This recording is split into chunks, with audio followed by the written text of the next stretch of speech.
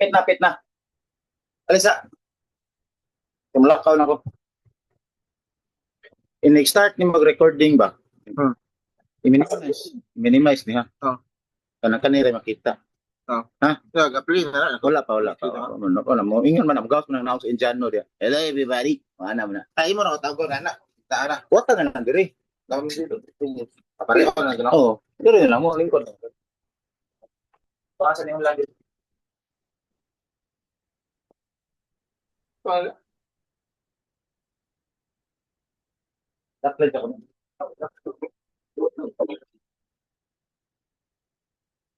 Lagi pa daw. Nako.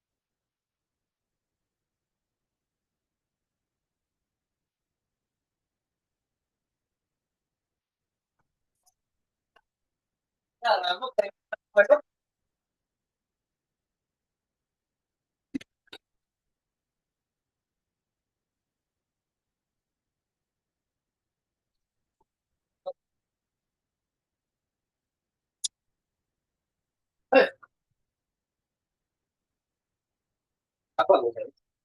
Para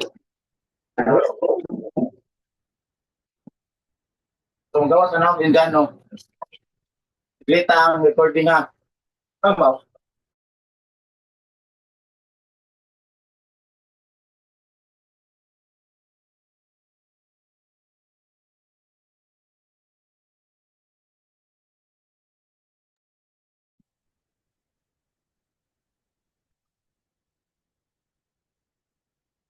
Hi all, good morning, good afternoon. Can you hear me clearly? If yes, can you type in a chat box? Yes.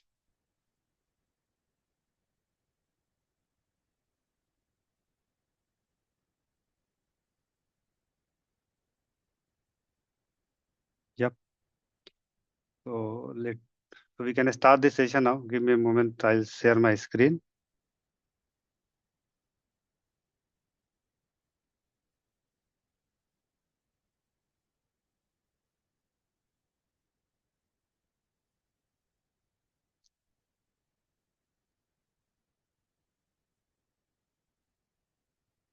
Okay.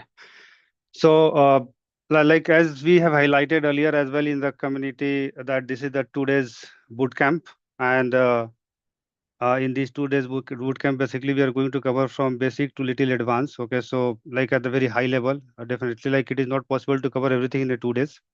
So we'll see like we have designed a content in a such way that we can provide a brief introduction about the programming, even for the beginner non-coder as well. To start your programming journey, to build your foundations about this from this boot camp. And high level, the content that we'll be covering in this 2 days boot camp is, so in day one, basically, we'll be covering kind of introduction to Python, basic syntax and data type that we'll be covering in 2 days in the day one, and also the control structure that we'll be covering in day one. And on day two, the focus more will be on the kind of a data structure, functions, and file handling. And also we'll have a like question answer session at the end, so we can like take up or take your all the questions. Then we can any doubts, any questions, any clarifications we can discuss at end as well. Yeah. So this is the structure for the 2 days boot camp. And there are few important points before I start the session. So I'll quickly going through the important points. Okay. So the important points like attendance are mandatory for this 2 days boot camp. So 2 days and tomorrow at the same time. Okay. And with the same Zoom link. So you can join tomorrow as well. As I mentioned, attendance are mandatory to get the certificate because certificate will only be provided to the person who is going to attend today and tomorrow, both the days. And also another important point is that there won't be any recording available. So we'll not be sharing any recording for these sessions as this is a live boot camp. Okay. And it is expected for everyone to join today and tomorrow. So the recording will not be available for this boot camp. And at the end, we'll also be conducting a test. So by tomorrow's post tomorrow's boot camp, we'll be sharing a link to complete the test. Okay. And that is again mandatory to get the certificate. So there will be question related to the today's and tomorrow's boot camp, and all are multi-choice questions. So you can just attempt the test and then you can complete the test by tomorrow EOD. Yeah. And another important point related to the test as well. So like all the top 5 performer will be awarded with a special gift voucher along with the regular certificate or like acceptance certificate that will be providing. So try to attend the test tomorrow. The link will be shared post tomorrow's boot camp. So this is all about the boot camp, like today's, tomorrow's attendance, certificate. Any question you can type it on the chat box. I'll quickly introduce our mentor as well. So our mentor has joined the boot camp. Okay, and his name is Dr. Swapnil Soro. He has around 20 plus years of experience in IT industries. He is currently leading all the machine learning, artificial intelligence, and other data science related project in industries. And he has done PhD. So he has also done many certifications. And then he has written many books as well. So there are few books which are currently available on marketplace, who has written and published by Dr. Swapnil Soro. So you can see the books, okay, related to the Python, related to the data science, machine learning, related to the data visualizations. So this is a good opportunity for you guys to interact with the mentor, like who has 20 plus years of experience, who is mastered in the data science, AI, and machine learning, and his many books are published on the various platform. So you can interact with today, tomorrow. You can ask questions. You can clarify your doubts. Okay, and he'll be taking through this entire 2 days boot camp. So with this note, I'll hand over to Swapnil Soro. Yep. So hello, sir. You there? Sir, hi. Good morning to you, and I think good morning and good afternoon to everyone who's here listening to us. Yeah. Good So morning. shall I take over, sir, from here? Yes. Yes. You can take it over from here. Yeah. Perfect. Thank you, everyone. Hope everybody's doing great today.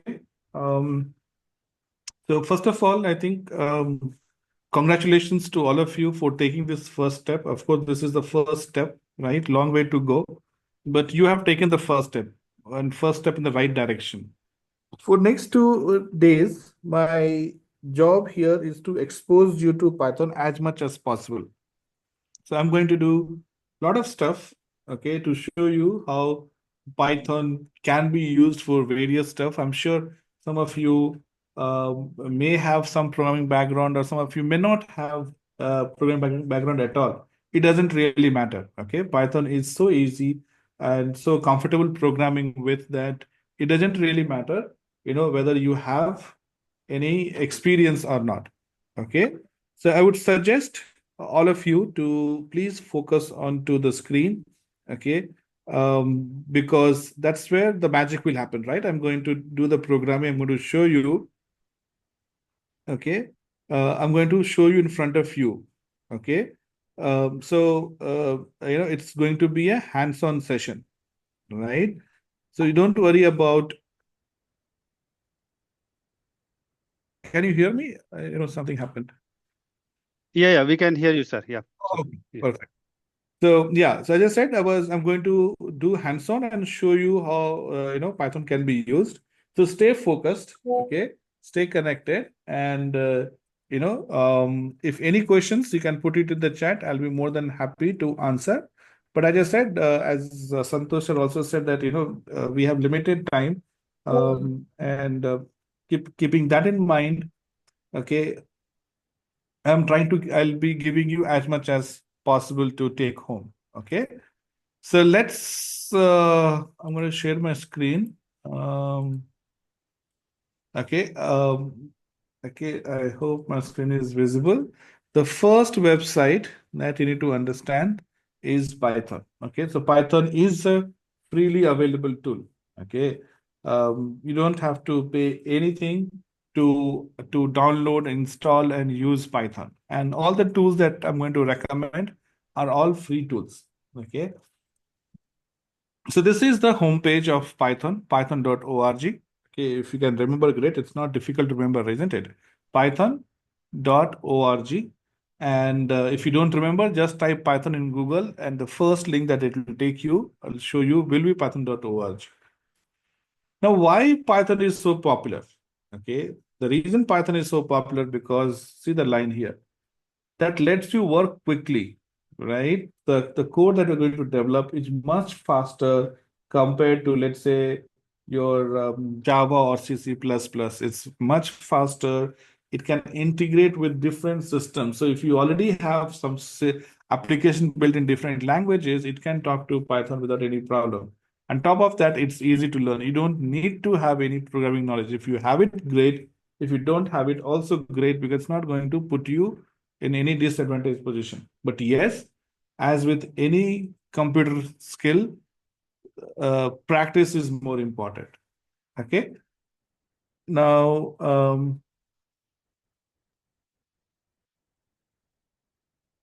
okay.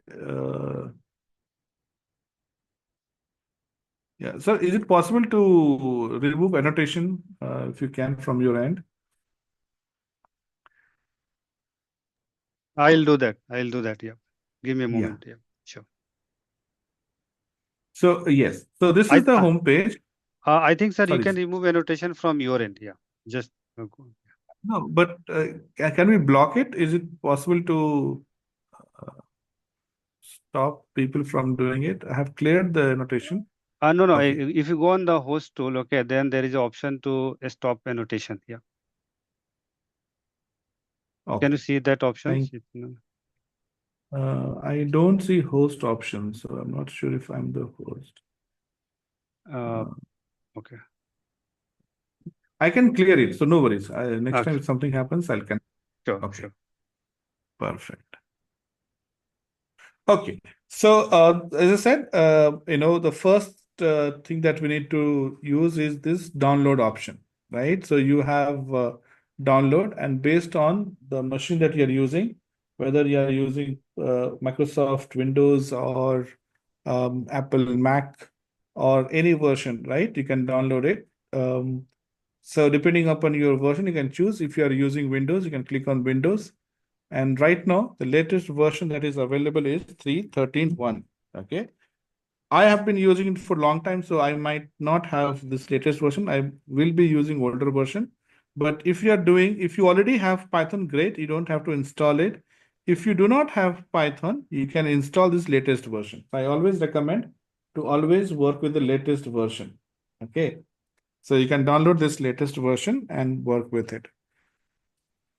So that's the first thing, download it. Okay, you click on it and you get downloaded, and just like you install any software, okay, you can install Python as well by double clicking in Windows, and it'll ask for the Python home location. Okay, and I'll show you. Okay, just 1 second. So if I click on it, and when it gets downloaded, and then when you double click on it, okay, it should give you a screen like this. I'm going to share that screen. Okay, this is what you will see when you double click on Windows Python installer. Here you see it says you use admin privilege, which is default checked. Add Python exe to path. This is not checked. I would recommend that you check this also. Check this and then say install now. That's it. Okay. Just 2 clicks and Python will be installed. Download it, double click on it, check this add Python exe to path, and just say install now. It might take 10-15 minutes and it will get installed. So when you installed it, okay, you can check it if it is installed correctly or not. So to check if it is correctly installed or not, I'm going to take you to Windows prompt or command prompt, what we call as.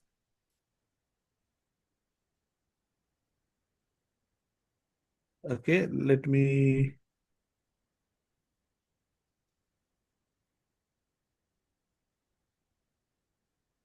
share my screen. Yeah, command prompt is ready. I can share my screen now.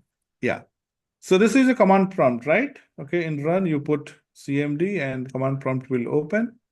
Now here I go and I type Python. That's it. When you type Python, it will open, triple greater than sign. Okay, greater than, greater than, greater than. This is also called as Python prompt. So when you see this 3 greater than sign, that means your Python has been successfully installed and you are ready to use Python. And I can probably show you some code here. I can say here print. Now Python is case sensitive language. Okay, that means the content that you give in capital versus small letters are different. Okay, print with all lowercase is different than print in all uppercase versus print in, let's say you use P capital and S small. They're all different. Python is case sensitive. That's why we say case sensitive. So the first command that we're going to learn today is called print. So print is a function. Okay, what does that function mean? It means that, okay, there is already some logic or meaning associated with it. Now, if I tell you, okay, everyone watch my screen, and you will not have any question. Why? Because you all know what is meaning of watch, screen, right? So you will understand what I'm saying. Similarly, okay, the developers of Python have written code for print. Okay, so the code for print is already written and it is made available. Okay, so when we type print here, okay, and we don't have to explain, we don't have to tell Python what it means. So remember, first thing, the spelling, print. Second thing, it has to be lowercase. And since it is a function, okay, which means there's a predefined meaning to it, you have to write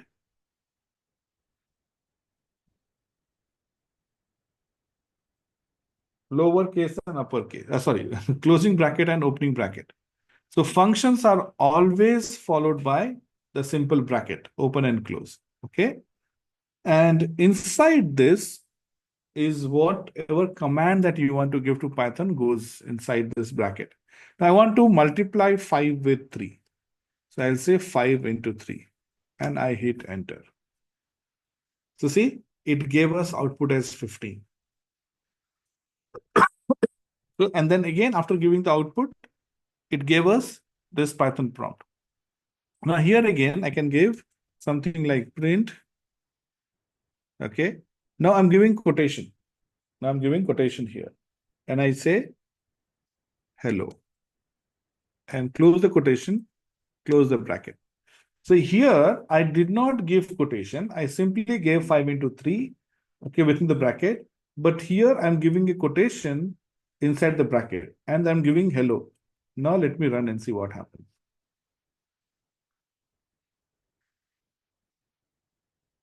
Oops.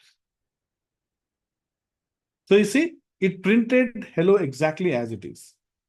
So difference is when you don't give quotation, it is trying to evaluate. Python is trying to think, okay, what did he give or what did she give? But when you give quotation, it doesn't think. Whatever you give inside quotation is printed as it is. So if I say print, okay, any junk character, close and hit run, exactly same thing it gives. Now, if I say, 5 into 3, okay, it will give 5 into 3 because I've given quotation. So it's not thinking, it's not trying to evaluate.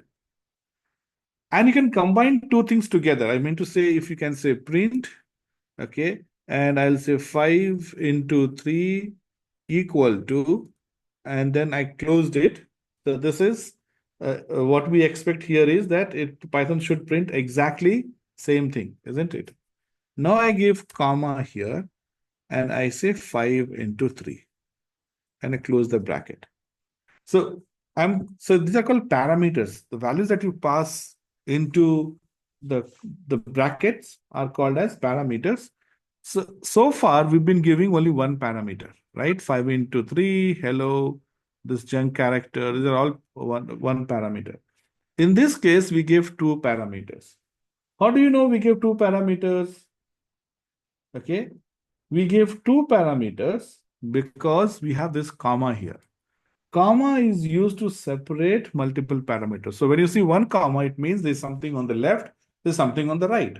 So on the left, we have one parameter, which is your quoted text, quotation text, okay, and that will be printed as it is.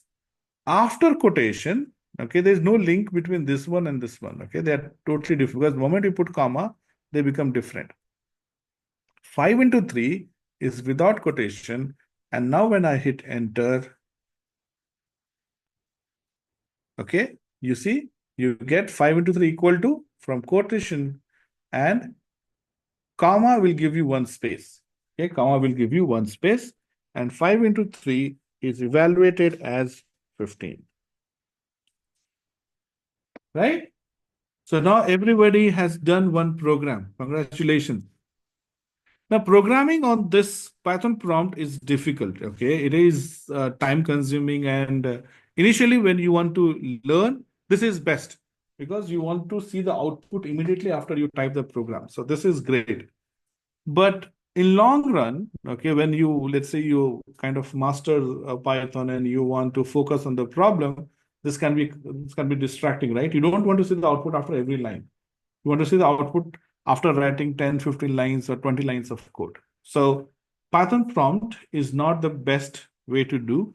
We need to have other tools. We need to have tools, we call them as IDEs, integrated development environment. Okay. In fact, you can even use Python to do that. Okay. So if I put exit here, okay, sorry, exit and bracket. Exit is also a function. So functions are always followed by brackets. So it threw us out. Okay. It threw us out of Python.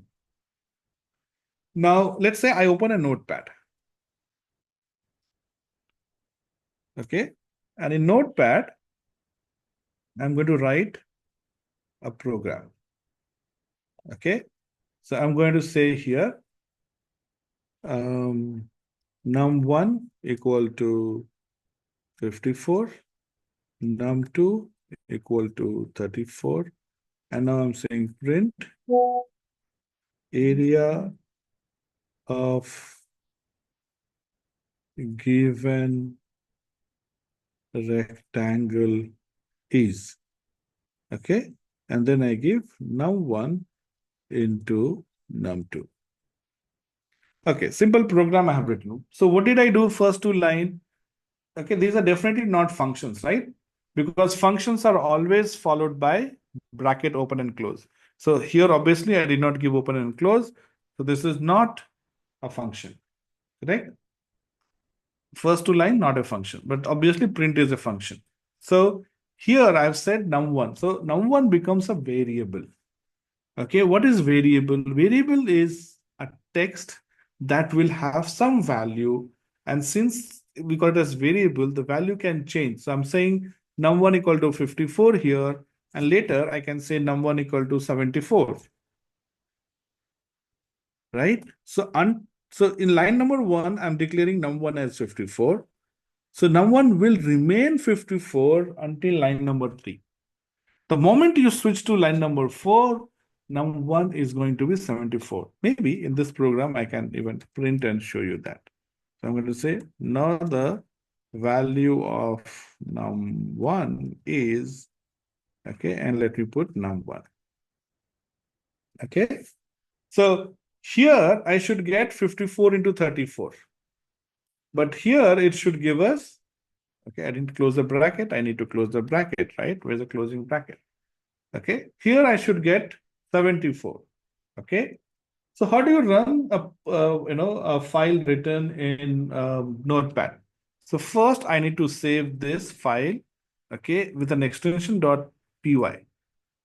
Okay, let's say I go to D and I select here all files and I can say prog1.py.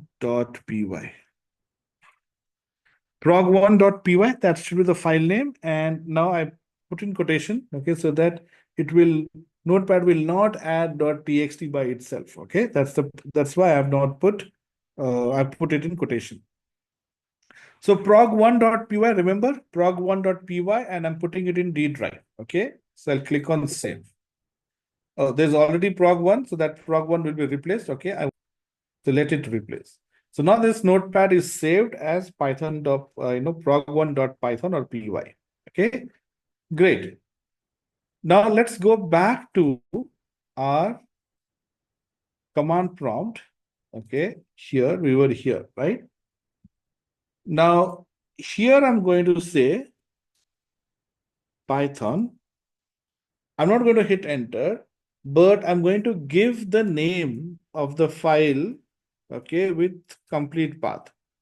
So I said D, okay, you can give / or the / you can give once. Okay, this is how we do it in Mac. So in Windows also, when you give the file name, we should use this pattern.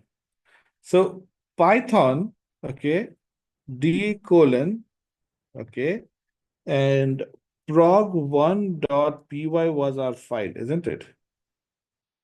Let's hit and see what happens. So see, area of the given rectangle is 1836. Now the value of number1 is 74. The program is executed and you are getting the output onto the screen, right? So this is how you would do the programming in Notepad as well. Great.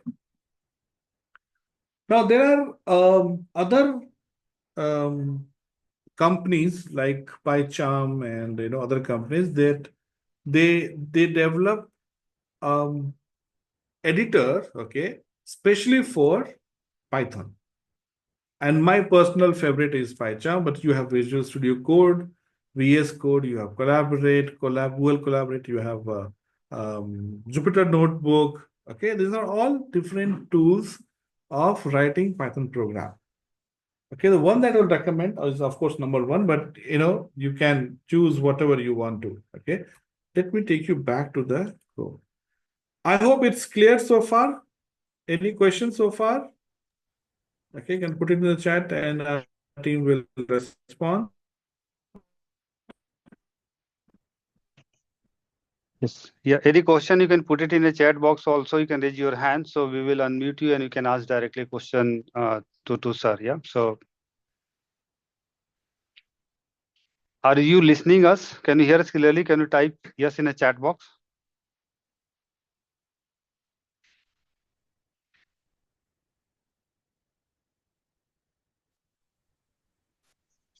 So you see here, we have PyCharm, which is our number1 IDE. As I said, IDE stands for Integrated Development Environment, right? So PyCharm, VS Code, Spider, PyScripter, ideally, which comes with Python installation itself. You don't have to install anything different. Okay, you have Jupyter notebook as well, right? So these are the popular ones. You can pick any one. Okay, Visual Studio Code is free, totally free. So you can use that. I prefer to use PyCharm, so I'm going to use PyCharm. And I'm going to show you how to install PyCharm as well. So here I can go and I say download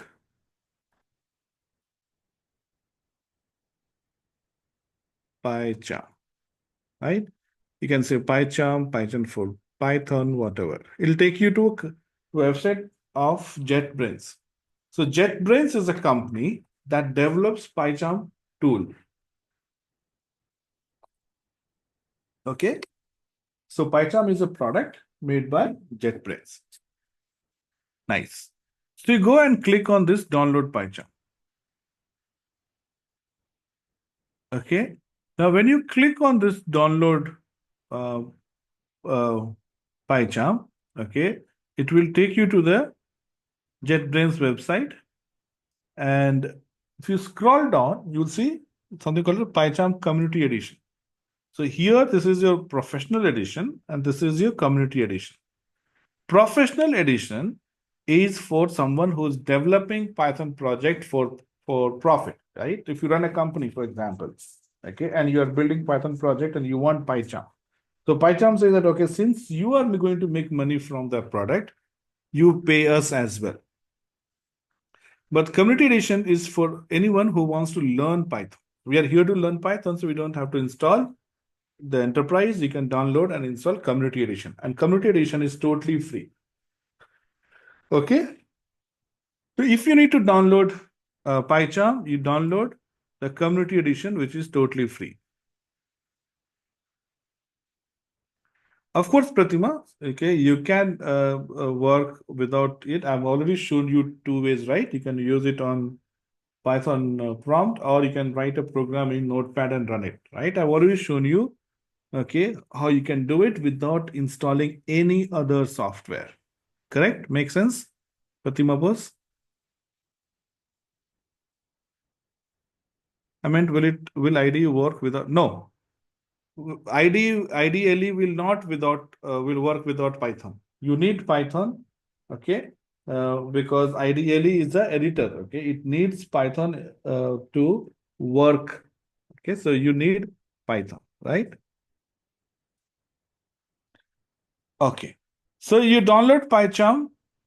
Yes, you're right. You have to install both. So you install, okay, download PyCharm, install it, okay, and then you will get something like this. I'm going to show you my PyCharm screen.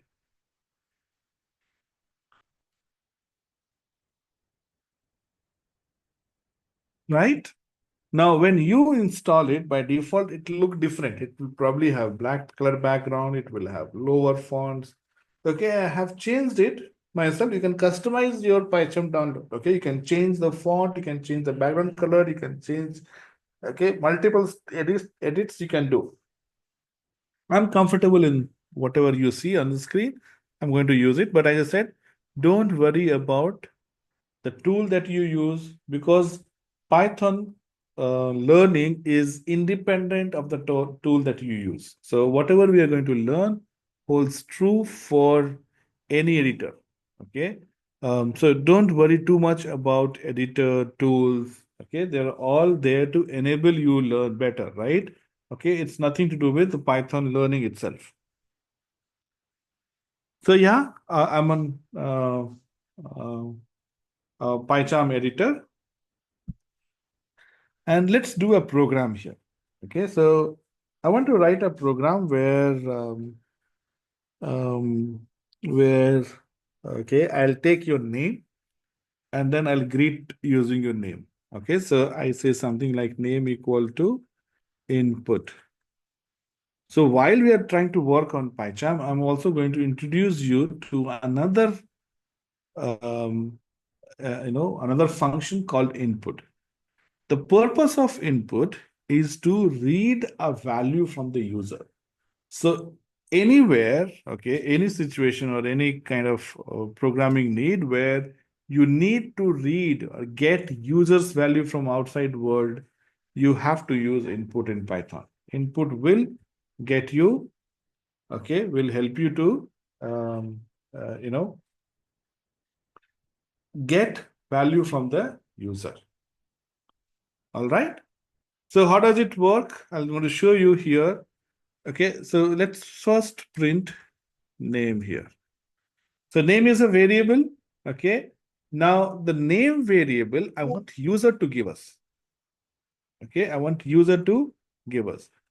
So this is B106. That's my file name. I right click on it and I say run.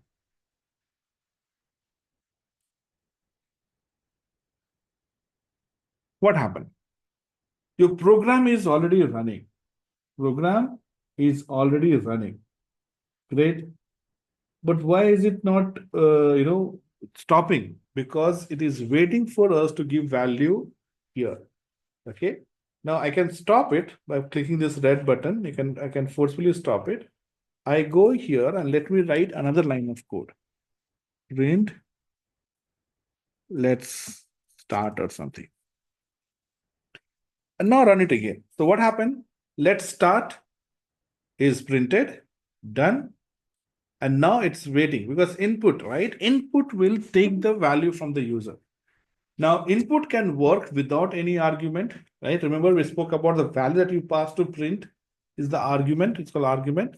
So input can work without any argument, or at max, you can give one argument.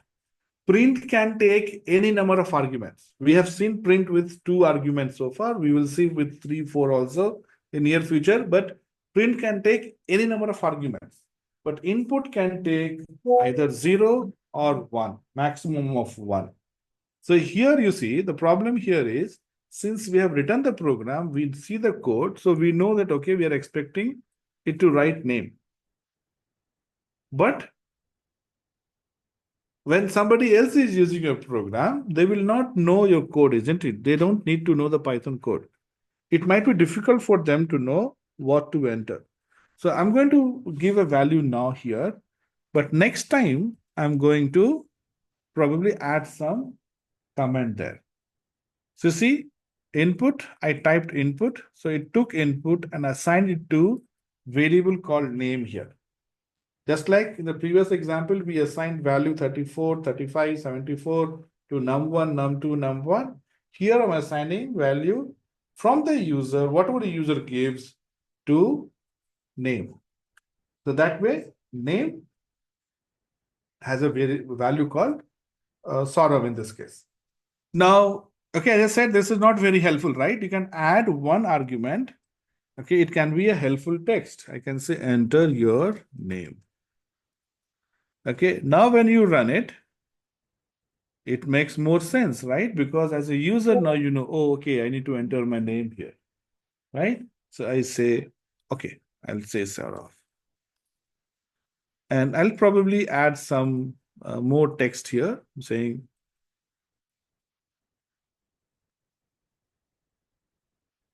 greetings of the day, dear. Okay. I'll probably put a blank. So now this is part of your print statement. So this should be printed exactly as it is. And that would be followed by the name that you entered. So for example, I say Saurav now.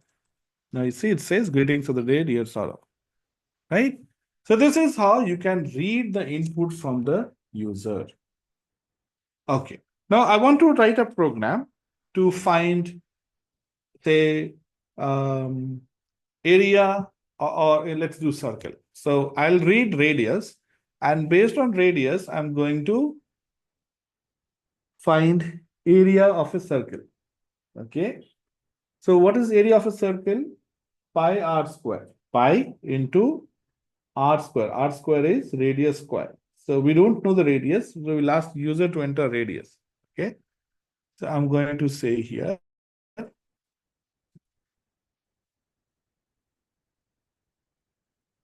input, enter the radius of the circle.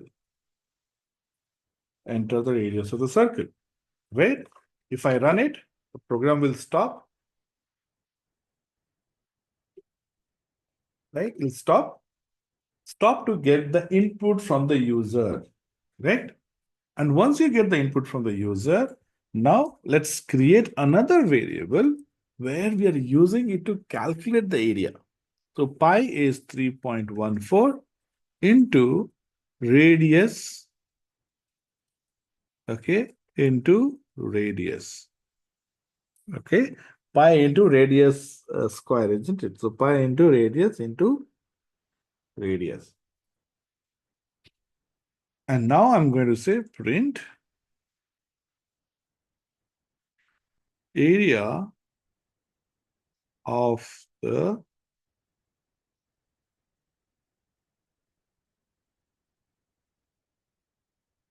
the given circle is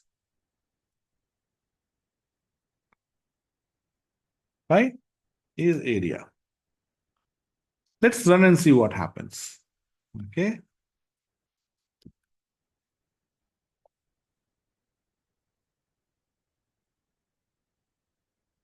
What happened? So when I gave Saurav, it worked fine. But when I gave 55 radius, okay, it did not. It's throwing error. It's saying cannot multiply sequence by non-int type. Type error. Type error means that it did not find a right data type. The type here indicates type of the value that goes to variable. So variable we have seen, right?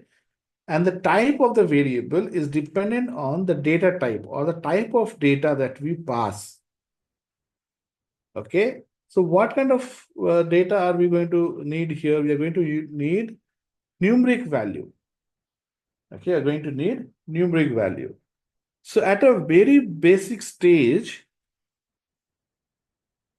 at a very basic level, okay, I'm going to say basic level because we have advanced level, okay. The basic level is where one variable will store only one value.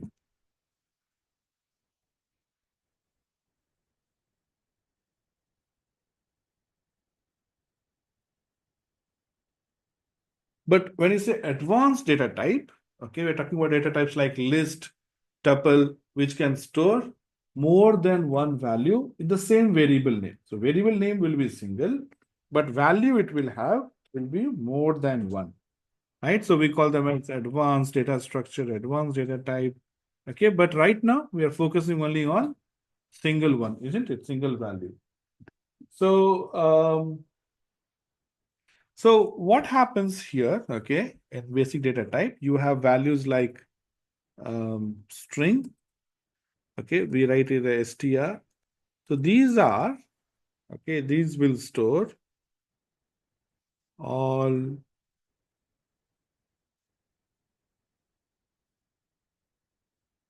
let me put it as, text data. So when you are putting name, place, okay, what did you do? Writing an essay, it could be as long as an essay, right? All this information that you're talking about are your text data. Okay. So when we store text value, okay, the data type is called, okay, so I didn't put the heading, right? Let me put the heading here.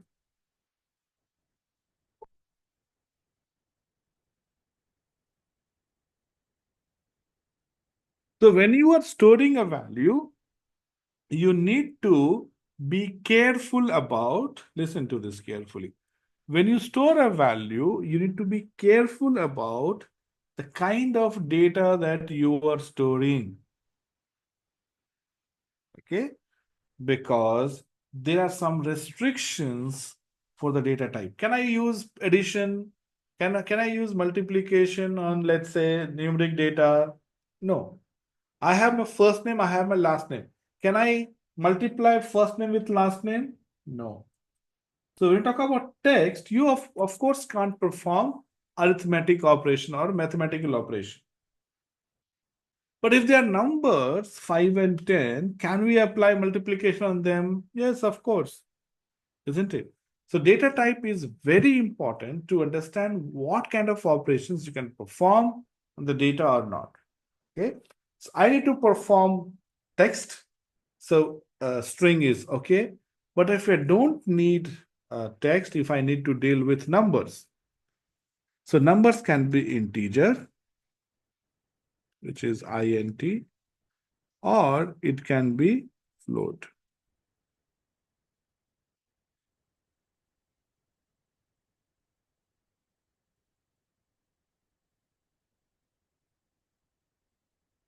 So what is the difference between integer and float?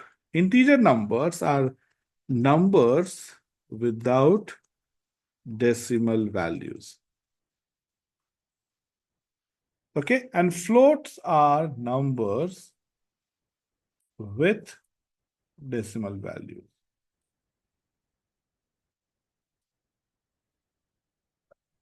Okay, so you're talking about strings, which will store text data.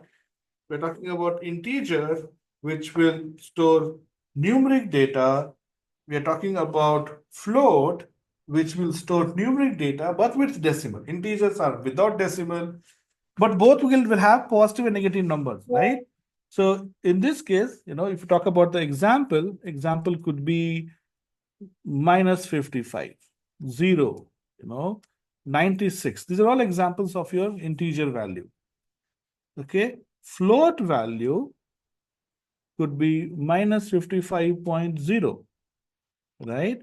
0.8, okay, 8.33333. These are all examples of float data. So whenever you expect values to be float, we should be using, with decimal, we should be using float type. So the example that we're talking about, circle, the area of circle, the output would be a float, okay? And we are not accepting that as a float. That's the problem, and that's why we got error. We'll go back to that in some second. But let me also tell you two more data types, which are, one is very, very important. Another one is not so important, but since we're talking about data types, we'll cover and we will leave it here. We'll probably not work again after today on the data, on that type of data. So the data that I'm talking about is called complex. Complex data, okay, complex data are, okay, so let me write this in the bracket also. I'll tell you what this bracket means in some time. Complex. So complex numbers are also numbers. So we have three types of numbers. One is integer, one is float, and third type is also numbers. But here, numbers are, okay, square root of negative values. So in mathematics, we call them as imaginary numbers. Now, those who have studied imaginary numbers in mathematics will probably be able to relate to it. Those who have not studied, nothing to worry about. Okay, I'll just explain you a little bit. And then as I said, this is not going to be of much help to us in any way. So we are not going to talk about it. Okay, imaginary numbers, or we write with I in mathematics, but in Python, we will write with J. The last one that we have are called as Boolean values, or we call it as bool in Python. They store, okay, either true or false. That's it. No third value it can have. So Boolean values will deal with true or false. Yes, no kind of situation. No other value. So what I'll do is, since it's for first day, I will pause here for a minute. Okay, the minute that we are here, okay, where I'm not going to talk about, try to recollect whatever we have done so far in last 30 minutes or so, 30 or 40 minutes or so. Okay, try to recollect whatever we have done and ask me questions. If not, we'll proceed. Okay, so I'll see you in a minute. I'm going to hear out. You can type your questions, and then we will move from here. Try to recollect. Okay, try to see what all things we have done so far. Okay.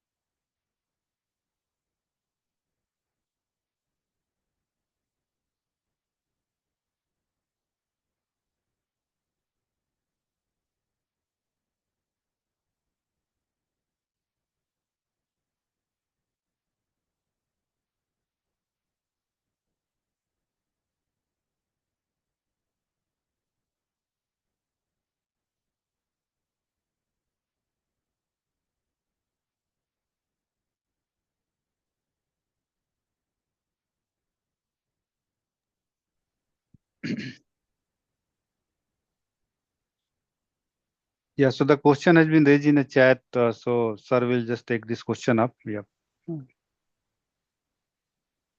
Anyone has any other question, you can type it in the chat box. So we'll take this, all the questions, we can take it up.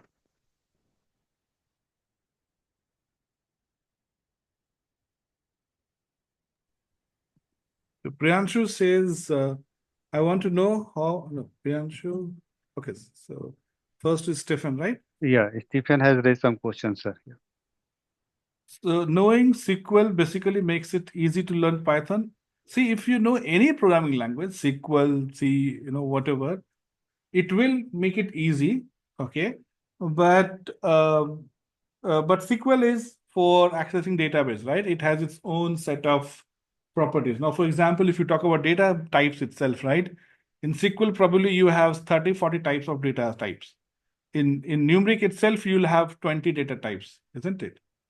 So concept-wise, it is exactly the same. Programming languages are logical based, right? So if you know, great. If you don't know also, it doesn't matter. But of course, there are a lot of difference here. So I hope I answered your question, Stephen. I want to know how the values are stored in computer in Python. How the values are stored. So what do you mean by that? Okay, every programming language have a memory. Okay, in Python, the memory depends upon your RAM. Higher the RAM, more data your Python can store. So Python in itself does not have any storing mechanism. It is dependent on computer's primary memory. Okay. So if you keep on adding RAM, and Python will keep on adding storing values. Unlike Java or C++, where you have signed, unsigned, and this kind of concept. In Python, it can store the values, okay, in the memory, computer memory. Can we connect to database using Python? Of course. Okay. Of course, John, we can, Jolan, we can connect to any database for that matter, okay, using Python. You have PyMySQL. So these are called libraries. Okay. So another reason why Python is popular is because, they have these libraries. Now, libraries are like add-ons you can think of, right? Now, Python, we said, is very popular. Almost everybody uses it, whether you're doing it for network analysis in computing, or you're doing it for data science, data analytics, or you are using it for, um, um, let's say, web development, right? You can even develop websites, Django and Flask framework. So it has a lot of uses. And when we install Python, right, it got downloaded within like what, 2 minutes. So can that small Python be used for multiple tasks? Answer is yes, because what we downloaded here is just the basic version of Python, okay, which is common for a lot of work. Okay, there are libraries which are downloaded, okay, which you can download, and most of them are free. Okay, all the important ones that you might need are all freely available. I want to draw visuals. I want to draw a graph. You have Matplotlib, you have Seaborn. I want to perform website development, right? I said Flask and Django. You want to do data analysis, you have Pandas and NumPy. You want to perform data science, machine learning algorithms, you have, scikit-learn. Okay, similarly, to connect to Python, we need to, install a Python library, Python plugin called PyMySQL. PyMySQL will help you to connect to MySQL databases. Okay, in fact, for those who are not aware, Python has its own database also. Okay, so when you install Python, our database is okay, or is already installed also. You can use it. Okay, and this is called as SQLite 3. So SQLite 3 is a very lightweight RDBMS database which does not support multi-connection. Okay, and since it is stored on local machine and nobody else can connect to it, it doesn't even know, it doesn't even need to have password and username to connect. Okay, if it's a local machine, anyone can connect. So it maintains security by, okay, by shielding against outside connection. But it's like this, right? When you have your, you probably would lock your main door, right? But once you enter into your home, you don't lock your bedroom and kitchen, right? because it's under your control. You don't need to log them, isn't it? So same thing. Okay, so MySQL can be connected in PyMySQL. SQLite is a database which gets installed. So if you install Python, you already have SQLite 3. So, yeah. So depending upon the library that you want to connect to, your SQL Server, Oracle, you can find the right library and you can connect to those databases and work seamlessly from Python. Chaitanya, which is example of Python problem statement for complex data type? Okay, so see, I'm not going to discuss that in detail. As I said, this is beyond our scope. We have limited scope for us, right? But think of a situation in physics, right? If you have done your physics basics, you would know that when you're dealing with kinetics, mechanics, you use that. When you're doing imaginary numbers, itself has its own mathematical, right? If there's a branch of mathematics that deals with imaginary numbers. So those things you can do here. What is the easiest front end to learn or compatible with Python? I didn't understand your question, Priyanshu. Which is the easiest front end? I don't know what kind of work you are doing.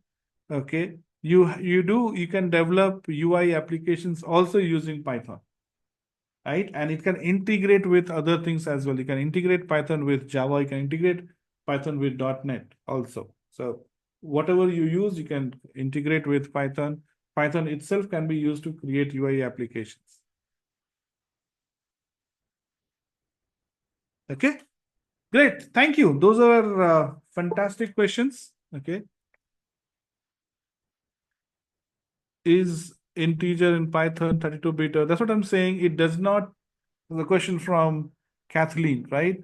Python does not have inbuilt way of storing data. So there's no concept called 32-bit or 64-bit. Okay. Whatever data you give, it will store, right?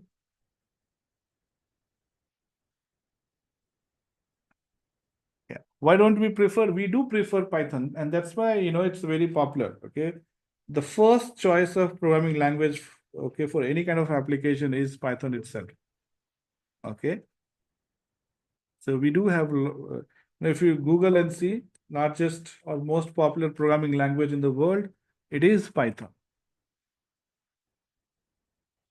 Okay.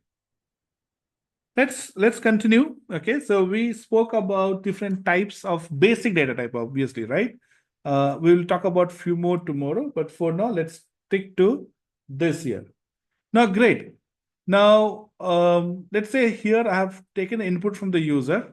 I want to know the data type of name, right? So now I'm introducing one more function, okay, called type.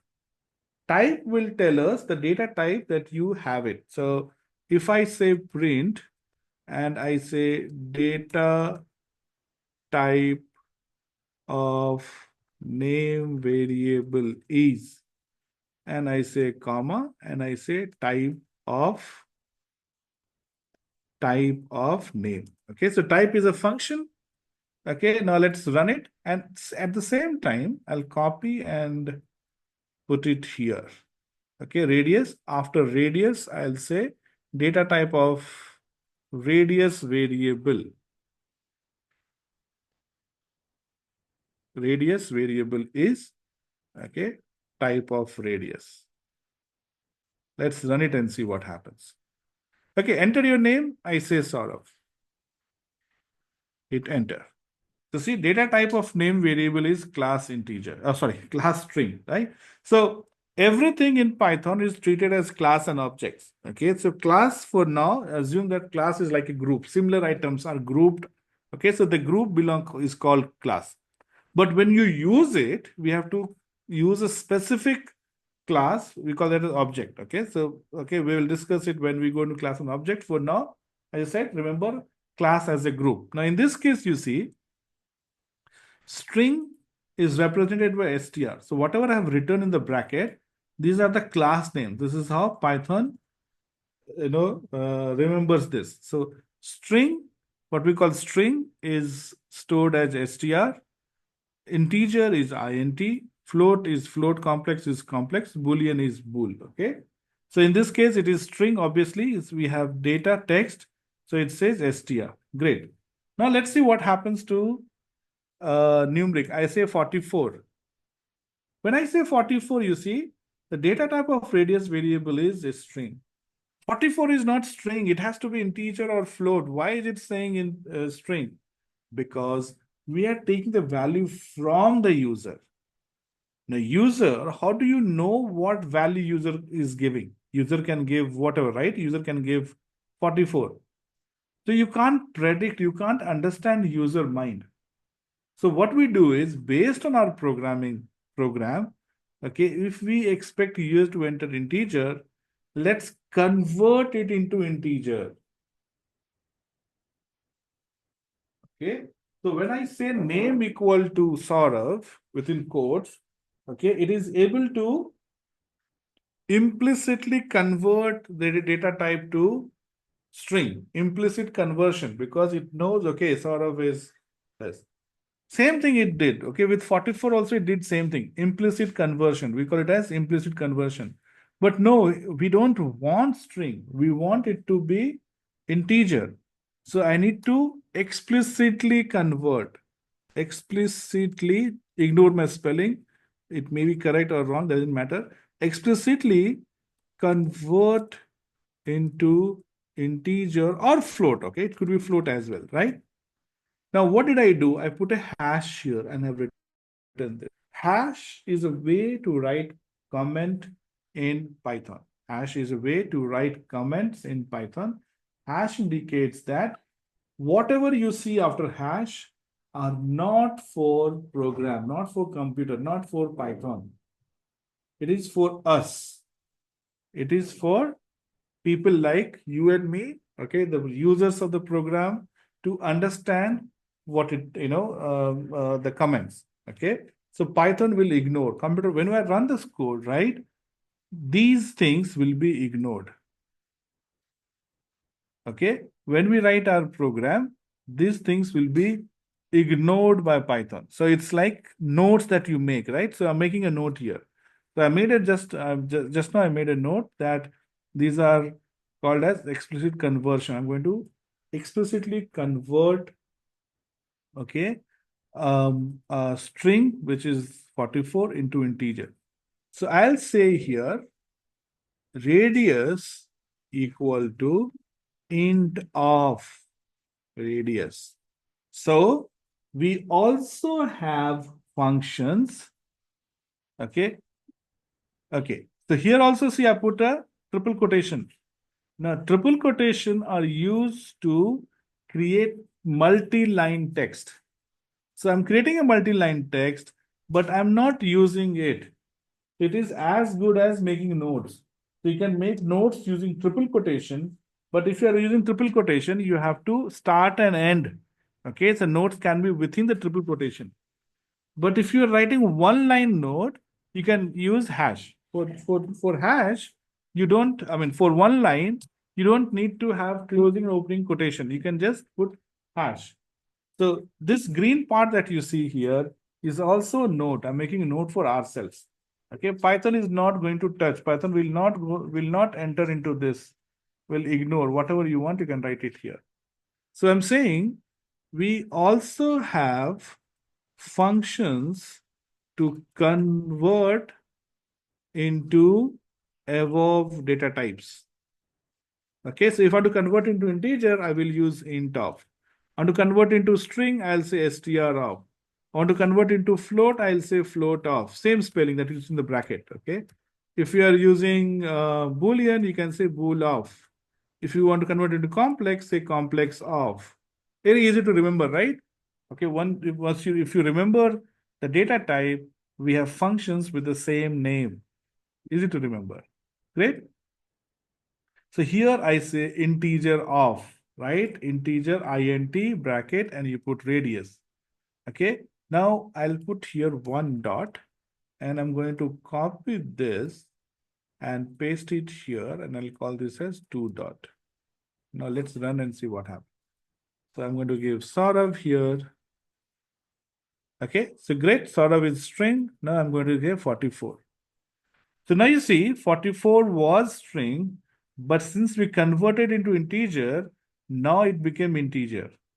And since it became integer, we are able to calculate area of a circle without any problem, because now radius is no longer a text, it's a number, and numbers can be multiplied. Okay, so this is how you use different data and variables in Python. What are the other ways of or other operations can you perform on this type? Okay, so what I'll do is I'll move this away to a different file, because when I run it, I don't want the previous content to be run, right? I can start from fresh here. Okay, so let's start. Now, the question was, okay, what are the different operations that you can perform with various data types? So we discussed about 5 different data types. What are different operations that you can perform? So the first operation that we have is your arithmetic operation. Arithmetic operation,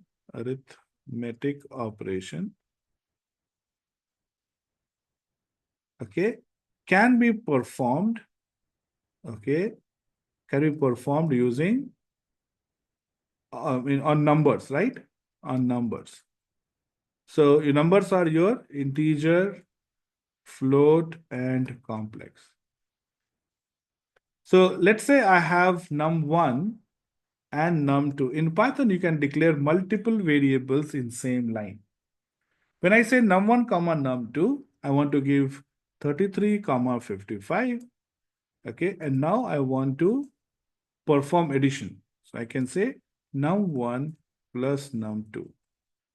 Okay, and I said, right, you can make it float or you can make it complex. Everything that we are going to do will hold true, okay, for all the 3 data types. Okay, I'm going to do for integer, and you can try for float and complex, okay? So this is your addition. This is your subtraction. This is your multiplication, the star sign. This is your division, right? Let me cut this for now and just demonstrate this for you, right? So 33 plus 55, 88. 33 minus 55, minus 22. 33 into 55, 1855. And then 33 by 55 is 0.6. There are 3 more important metric, okay? This is your double star. Okay, single star is for multiplication. Double star is for power. Power, to the power. Okay, so when I say 33 comma 55, it is like 33,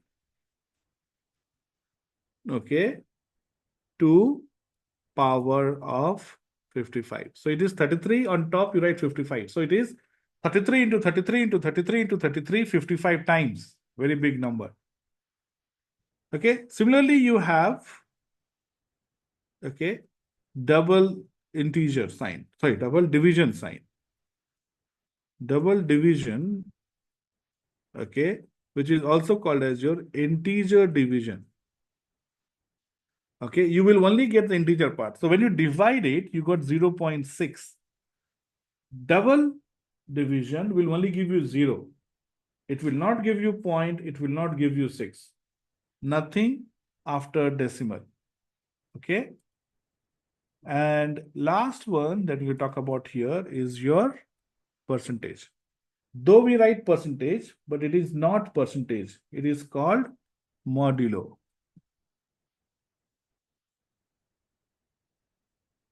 Okay, modulo is like getting the remainder. Okay, so everybody who has done division in their high school would know what remainder is, right? So if I divide a number by another number, what is not perfectly divisible, that is the remainder, right?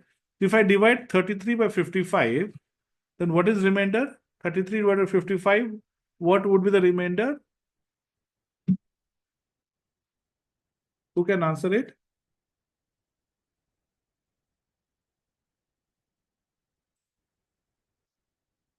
33 itself, yes. Because 55 will go 0 times, and what is left is 33.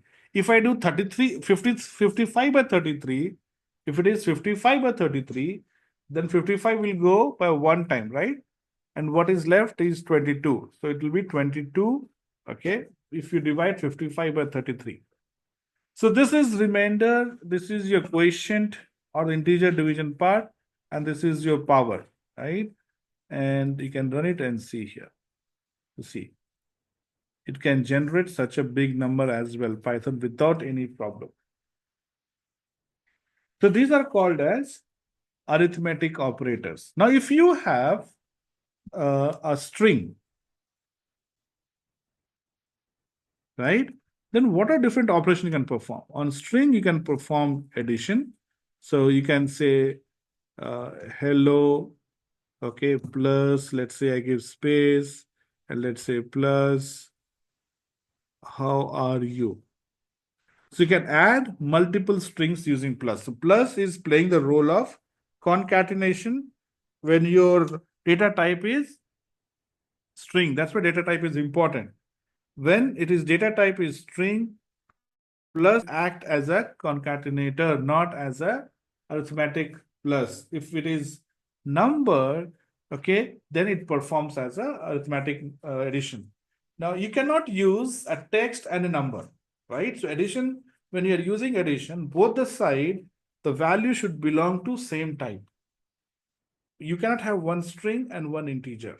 Okay, you can't have one string and one integer. Okay. I can even say here, hello, okay, star 3.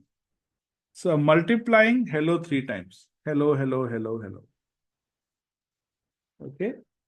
If you want a member of hello, let's say, I put text equal to hello.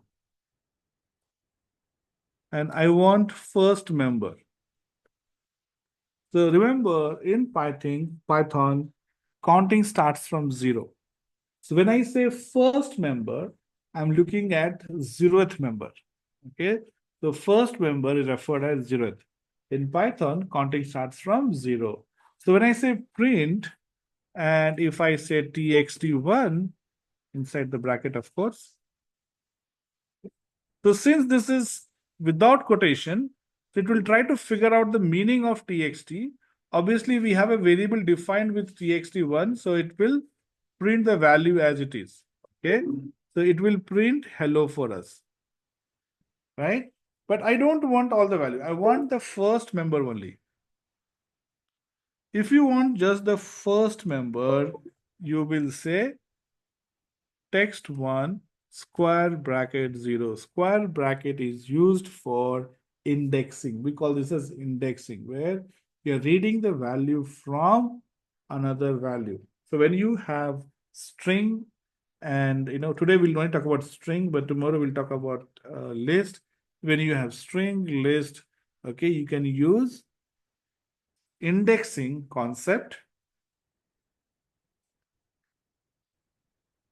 to read a value from the text. Okay, so txt1 of 0 will give us first, txt1 of 2 will give us the third member. So when you run it, you will get first capital H, and then this is your first L, not second L. How do you know it's first L? Let me convert this fourth one into small l. It's giving you capital L. Capital L means it is the third L, because counting starts from 0, so 2 means third. Okay. Python also has indexing from right to the left.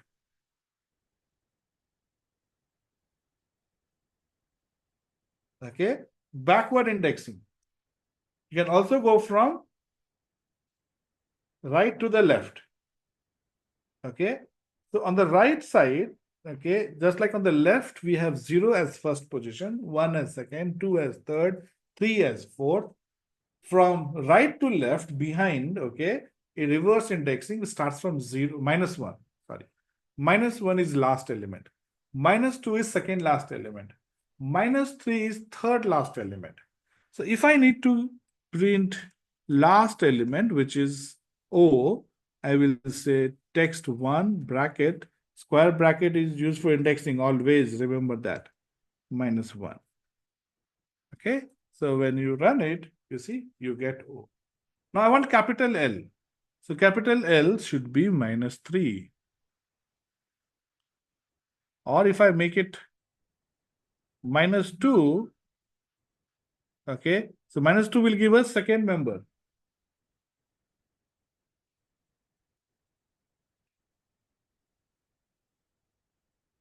Why second member?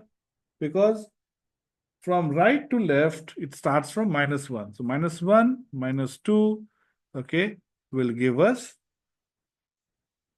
small l. Okay, this is how we deal with strings. How do we deal with Boolean values? Okay, interesting. In Boolean values, we use what we call as logical operators. But before we go to logical operators, I want to talk about what we call as conditional operators. They also called as conditional or relational operators. Relational operators.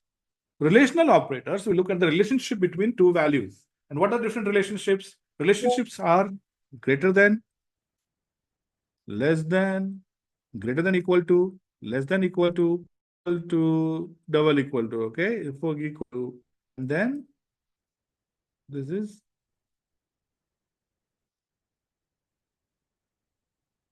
okay. So this is not equal to.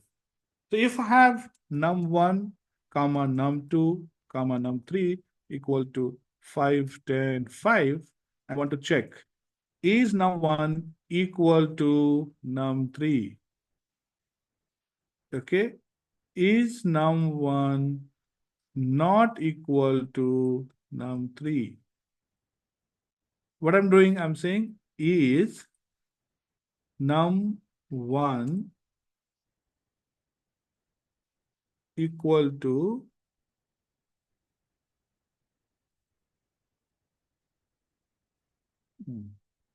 is now, instead of saying num1, I'll put it as num1 value. So is num1 value equal to num3 value? So what do you think in this case?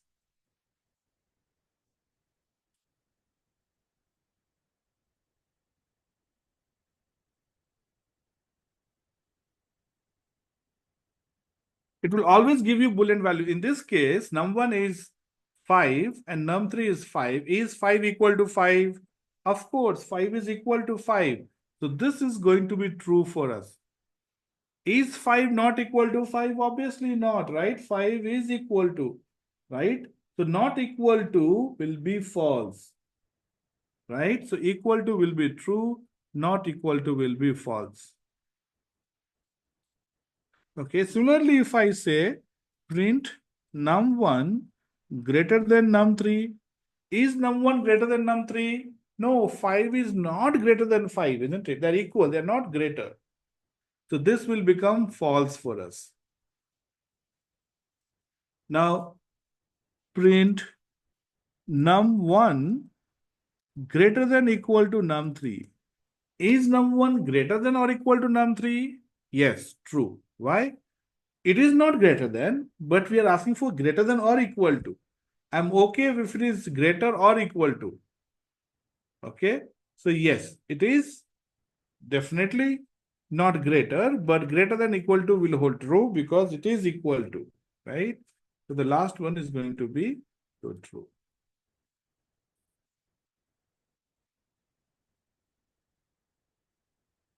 All right. Okay, so this is how you can work with Boolean operators. Boolean operators are also, they have their own operations. Okay, so they are like and or not. Not takes only one value.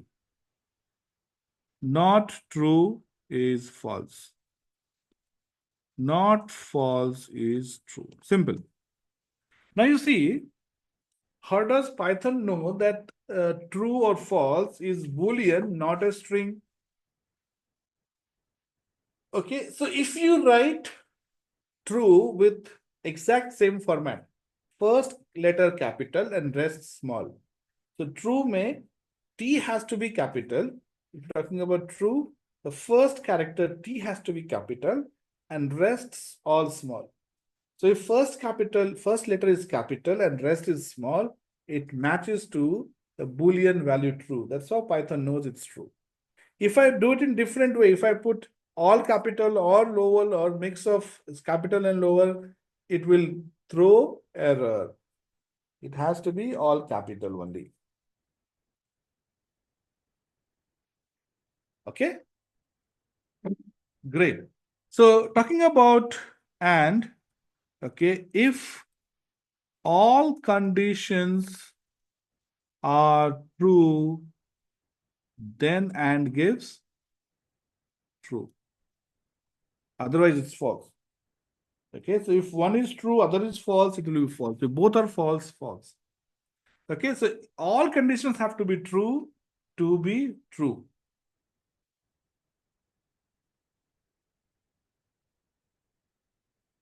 Okay, that is your and.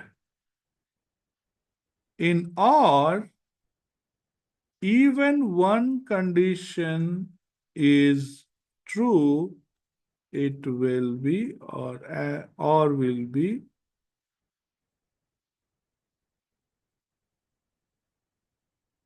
okay. So if I say here print, okay, let me take a num1 comma num2 equal to 10 comma 9, and I say print, I'll say here logical. So that when output comes, we know which line is giving us what output. Okay. So logical, and I'm saying here num1 not equal to num2 and num1 greater than equal to num2 or num1 less than equal to.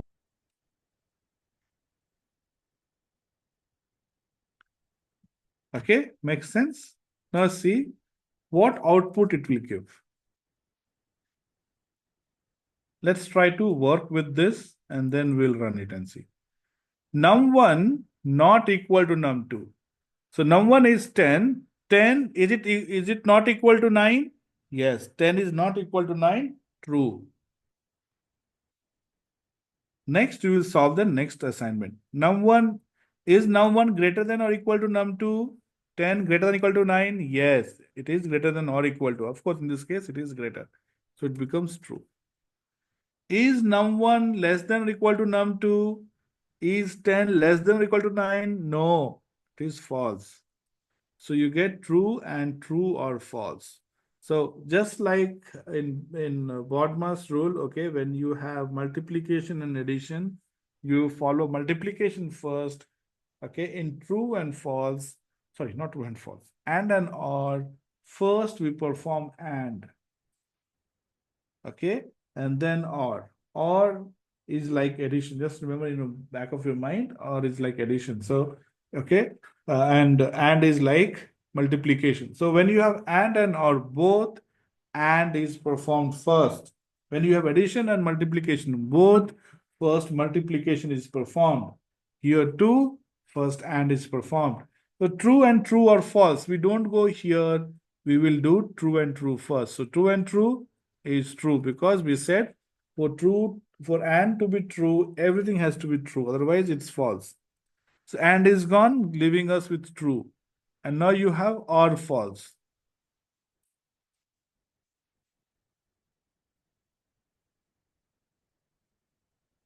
Right?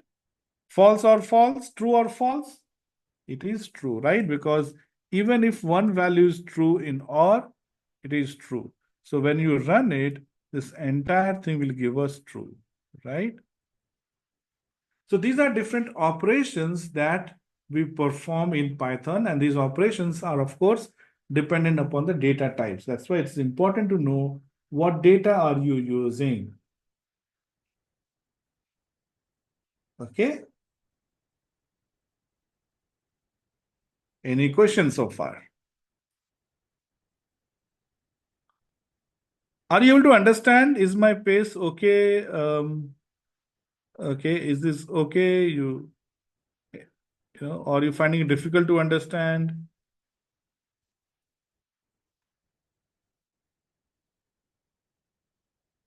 Yes, sir means what? Difficult to understand or easy to understand, Rahul? Easy. Thank you. Thanks, Rahul. Thanks. Thanks. Yeah. Awesome, guys. So, yep. Two more small topics before we will call it a day. So next topic, we're talking about conditional statements, but let's see the meaning of conditional statement. Let's say I'm writing a program, okay, to find total and average of 5 marks. Let's say I'm taking care of a classroom, okay, and I need to teach them some concept and then evaluate them, right? Let's say I conduct Python classes and I want to evaluate, okay, how well you have understood Python. So what will I do? I will do a test, right? So I'll say, okay, test. So question 1, question 2, question 3, question 4, question 5. And let's say these are the marks that you obtained. Okay. These are out of 100 marks. Okay. So you obtained 50, 90, 10, 10, and 50. Okay. So I conducted 5 tests, and these are your marks obtained in 5 tests, right? So what is the total marks? Equal to Q1 plus Q2, okay, plus Q3 plus Q4 plus Q5. So condition is that if the total marks is more than 60,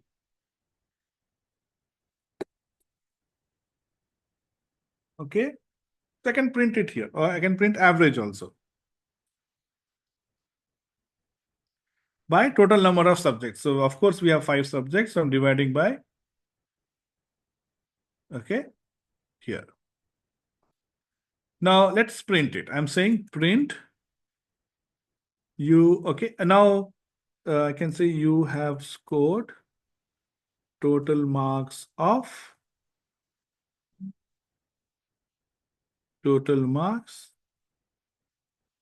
with an average of AVG, right? And let's run it. Okay, so it says you have scored total marks of 175 with an average of 35. Great. Now the condition is that only when, okay, only those who get average greater than equal to 50 should be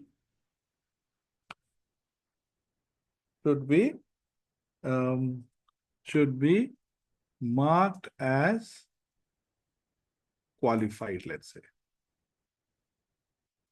Okay, now I have to write same program to find qualification, isn't it?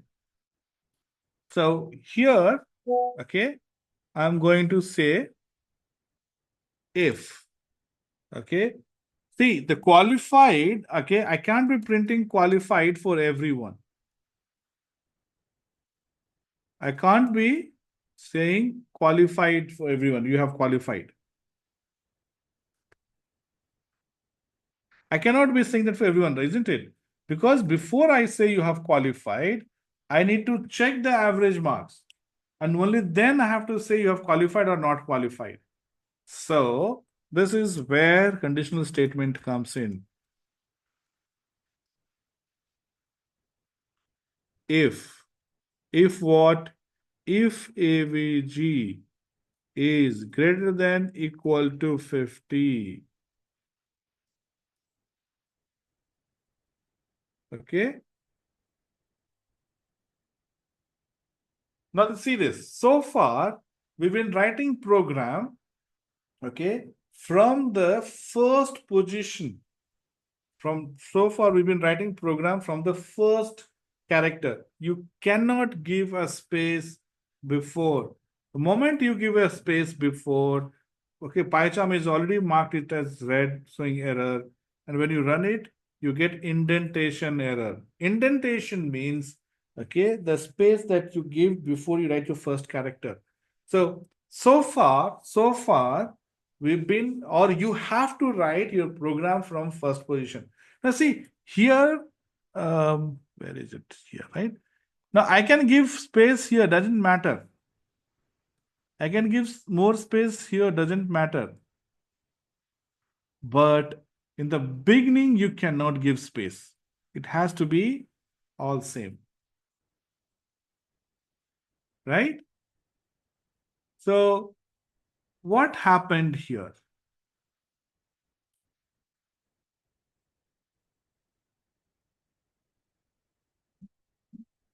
Okay. Now you see, I'm creating it's like open market. Now I'm creating my own private space. Why am I creating a private space? I'm creating a private space based on this condition. Okay. So when I say is average greater than equal to 50, yes, then I need to access my private space. So the print that you have seen, the next line, right? This print here, next line print. This print is coming after a gap of few space. For Python, even a single character is okay.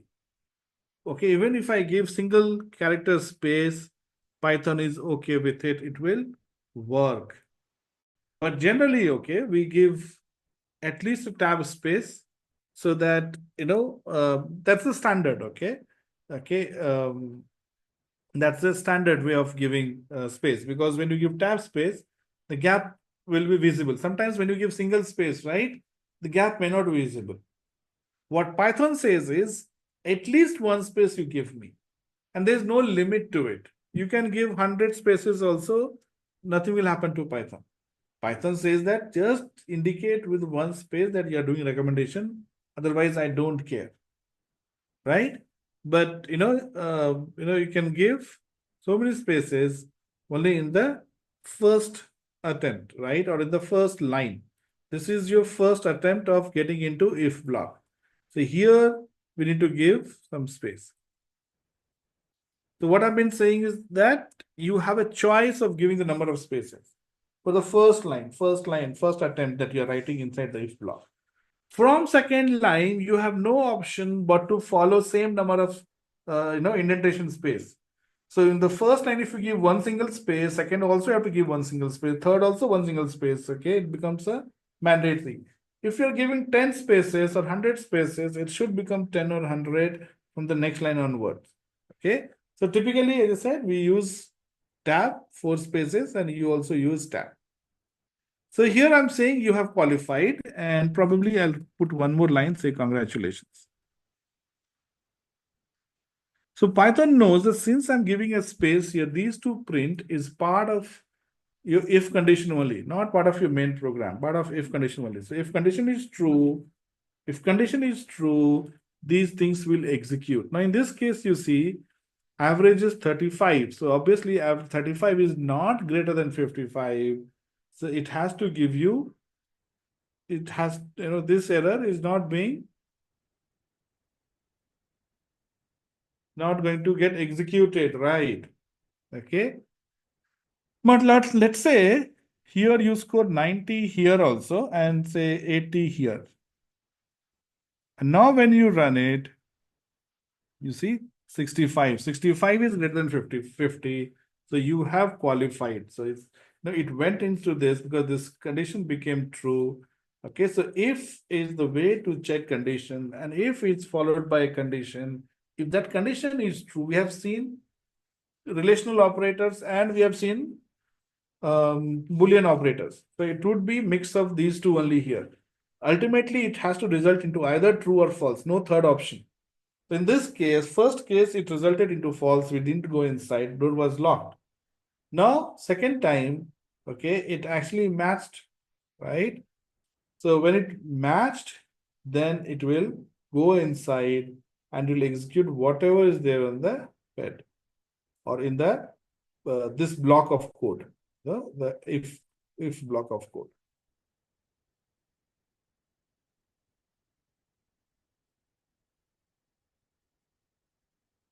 Make sense? Now let's say if it does not meet the requirement, okay, then I have to print something. So see, if is used to handle one condition, but now I have to deal with two conditions. If it meets the requirement, it has to go inside that block of code. If it doesn't meet, then still it has to go, okay, to some different piece of code, not same piece of code, obviously, but different piece of code.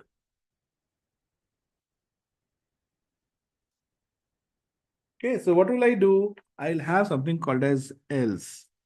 So you write else if you have to print something which is not part of if. So I can say here print,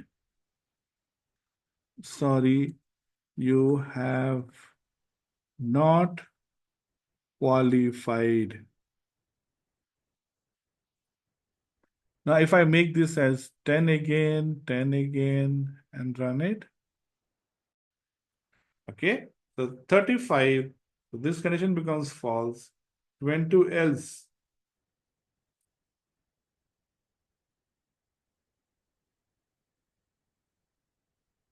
You see that? You can handle opposite condition as well. Okay.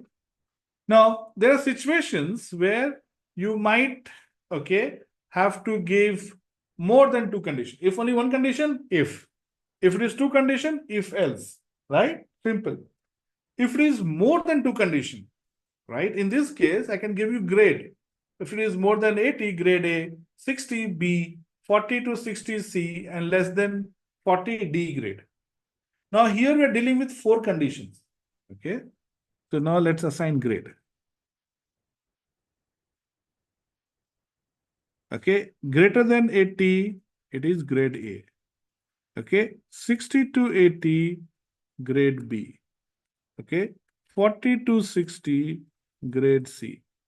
And less than 40, grade D. Four conditions to handle. So first condition will be handled using if. 80 will handle using if. Last we will handle using else. First using if, last using else. But there are two more in between. So for two more in between, we need elif.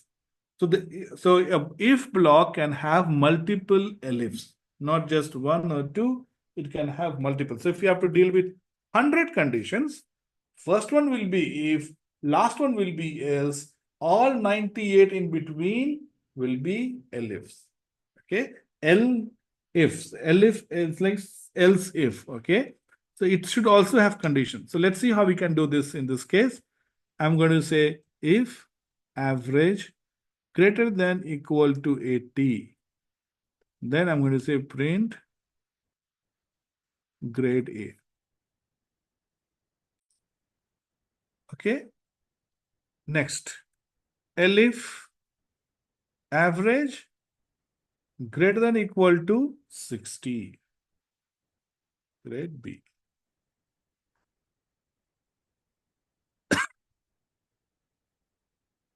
Sorry. Now I'm going to say elif average greater than equal to 40. Grade C. And last one is else print grade D. Okay, so this is beginning of the condition. So it checks, is average greater than equal to 80? If answer is yes, it will print grade A and come out. So if I get 85, 85 is more than 60 also, 40 also, right? But it will not check there. First matching condition, okay, and then come out. Okay, you do the first matching condition and then you walk out. Okay, now let's see if I get 75. Then this becomes false. Then it comes directly here. This part is not even touched.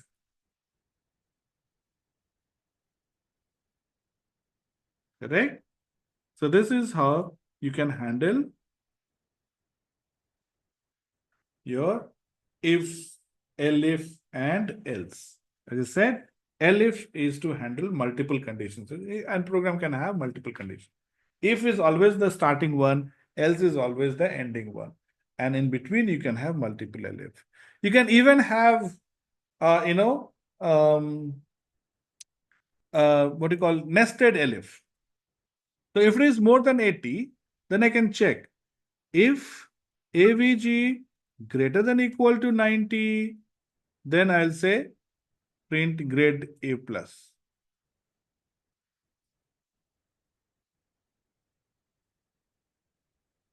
Okay, and then I'll say else grade A minus.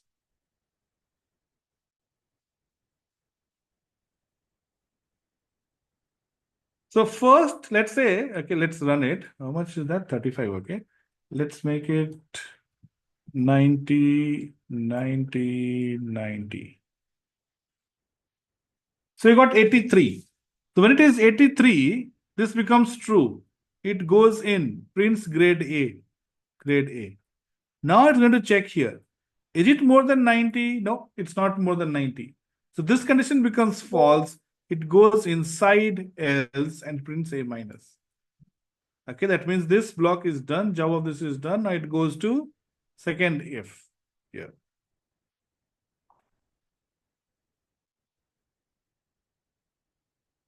Okay, so you can have multiple conditions. Okay, and okay, you just have to learn how to use if, elif, else properly, and you'll get your objective. Awesome. As I said, yes. Okay, you need to learn and then practice. Okay, practice will make you perfect. There is no other way other than practicing. Okay, to make you perfect. And our intention is to show you the capabilities of Python today, right? Today and tomorrow, we'll show you the capabilities of Python, how Python is used for various other tasks. So the last topic that we will do before we end the day, and we have again exciting topics planned for tomorrow as well. So we'll look at situation where you need to print something multiple times, execute, or what you call as repeat, okay, multiple times. So if I say hello, of course it will print hello, right? Okay. Now I want, okay, hello to be repeated 59 times. I want 59 times hello. So I can say copy paste, right? Copy paste, copy paste, copy paste. What are the challenge? Okay, I can say here, Control C, Control V, Control V, Control V, right? But this is a bad idea because one, you have to keep counting. You can make a mistake. Second thing is, now if I say, no, no, no, not 55 times, let's make it 95 times, or let's make it 20 times. You have to again add or delete. It becomes a very cumbersome process. So we need something which will help us to repeat a block of code multiple times. So in Python, you have two ways to do it. One is called for loop, okay, and this concept is called looping, okay, in programming language, okay, we call it as looping. So we create loops. So you have for loop and while loop. For loop works when you know exactly how many times to run.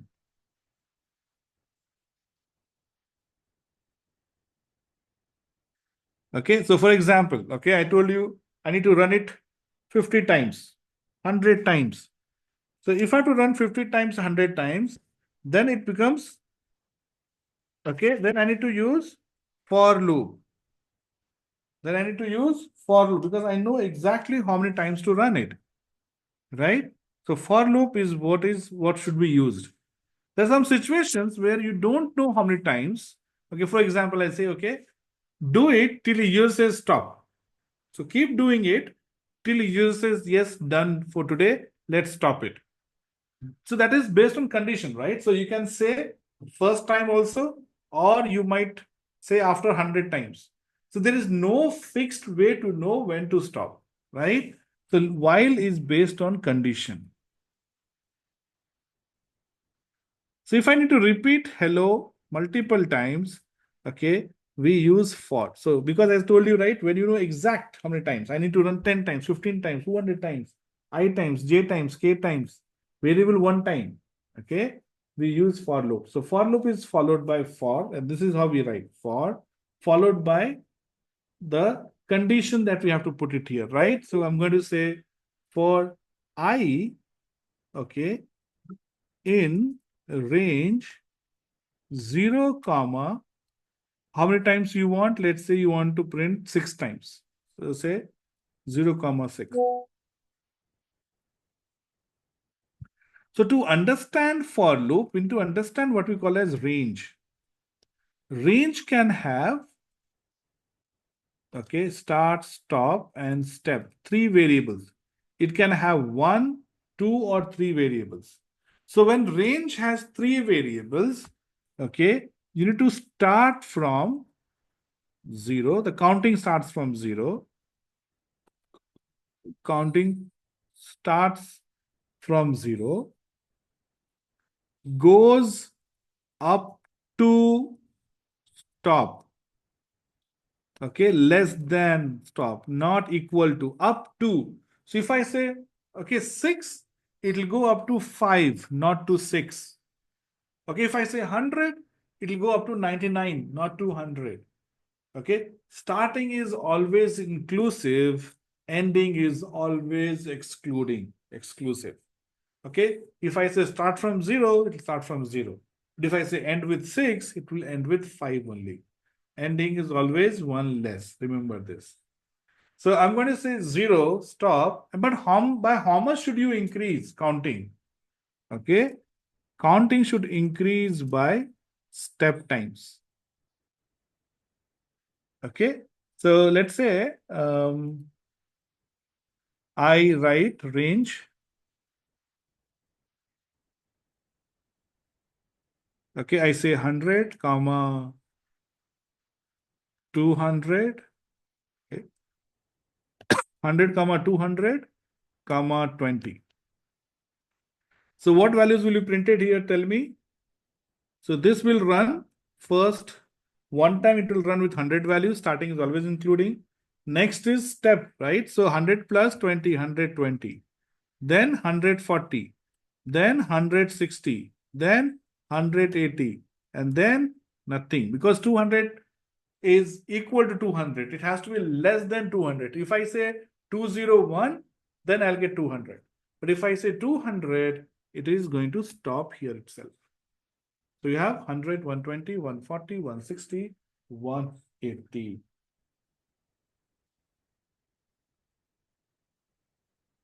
Everybody with me? So now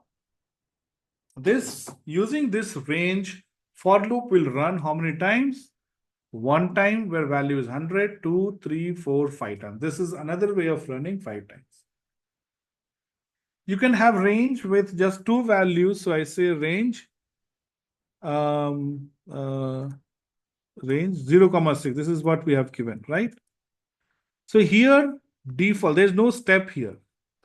Default step is 1. So it's going to run like 0, 0, 1, 2, 3, 4, 5. That's it, right? Starting is 0, ending is up to 6, 5, and going by 1, right? So 0, 1, 2, 3, 4, 5. Okay, you can have range with just one value. So here default start is 0 and step is 1. So if I say range of 5, it'll start from 0, 1, 2, 3, 4. That's it.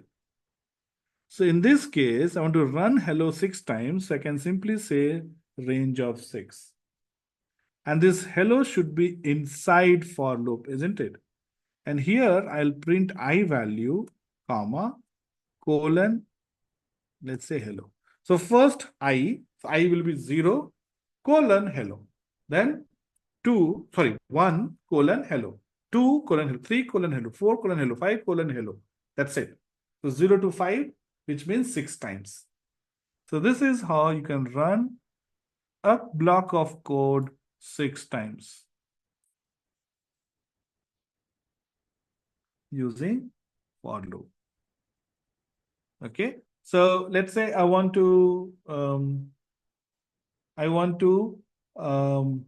ask 6 numbers from you and perform sum, right? So I'll say here total equal to 0, and I'll say for I in range. Okay, now I'll say yeah, let's do it here. Range, and I'll say 6. And here I'm going to read a number, right? So num equal to int, because we have by default input will give us string. We have to convert into integer.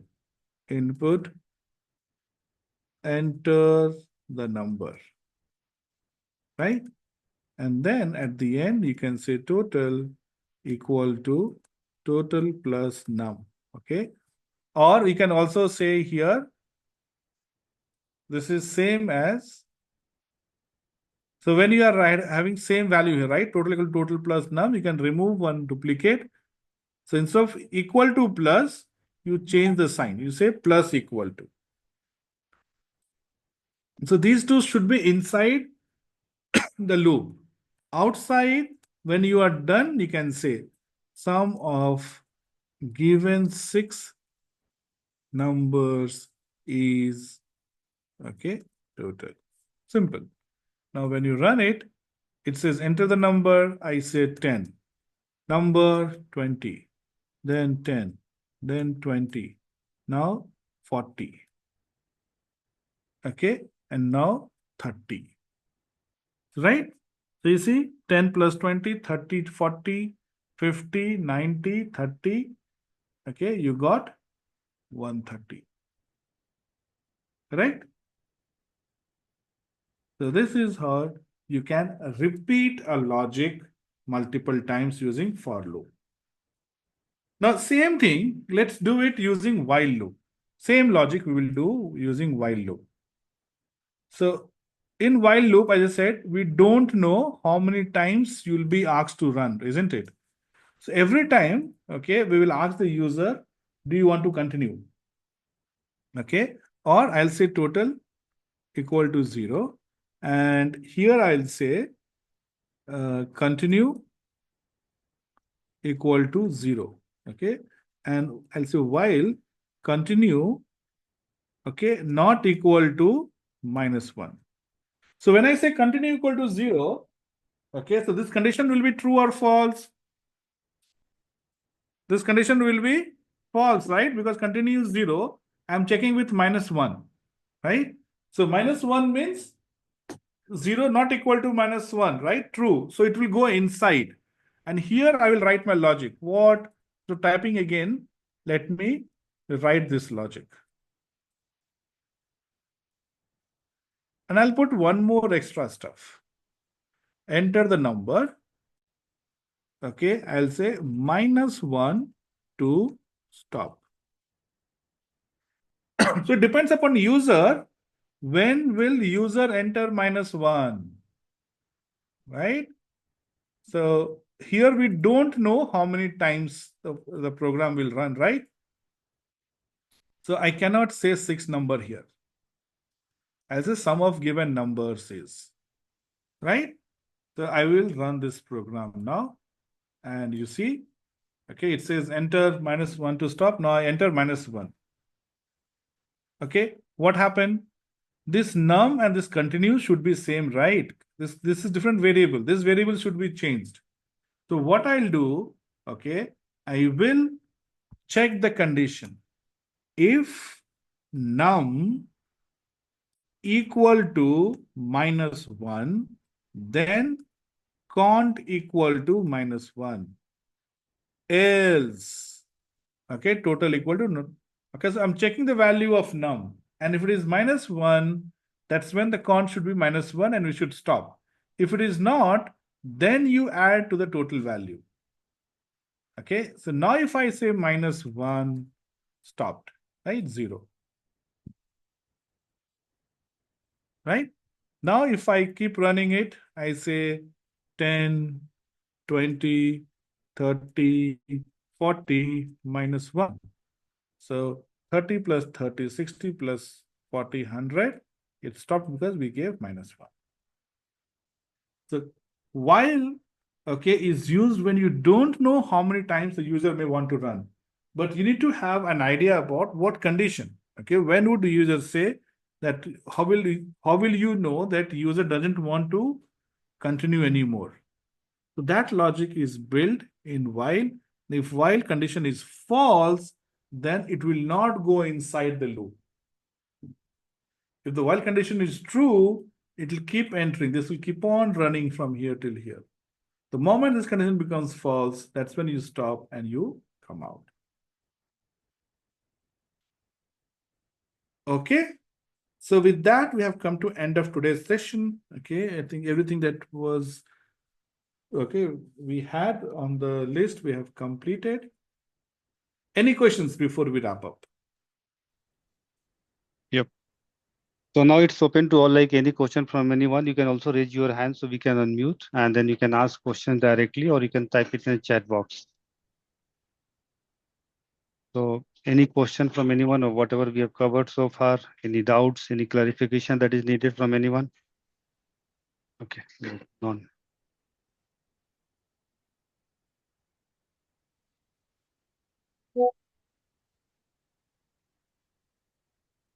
Hope I've been able to, give you some glimpse about Python. Now you know what programming languages are used for, what you can achieve.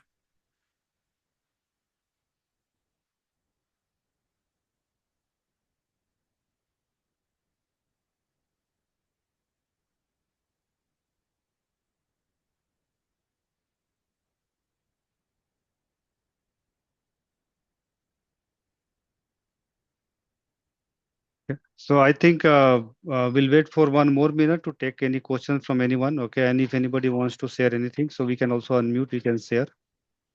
And then after that, basically we'll close today's session, and then we again will connect tomorrow at the same time. So using the same link you can connect tomorrow as well. And we will share the link for a feedback for today's session. So that is again mandatory. You can share your feedback for today's sessions. Yeah. In there is some question from Rahul, sir. Yes. So Rahul, there is no do while. Okay. We have to play with while itself to achieve the do while thing. So we got it as infinite loop. You say while true, and then you can have a logic built inside. Okay. So in a way, what we implemented now is a do while only, right? Because the first condition we are not checking, we are getting into it. But we do not have separate do while concept in Python. You can use same while for do while. So example that I showed you today is example of do while itself, right? But yes, there is no different way. Okay, it's the only way to do it.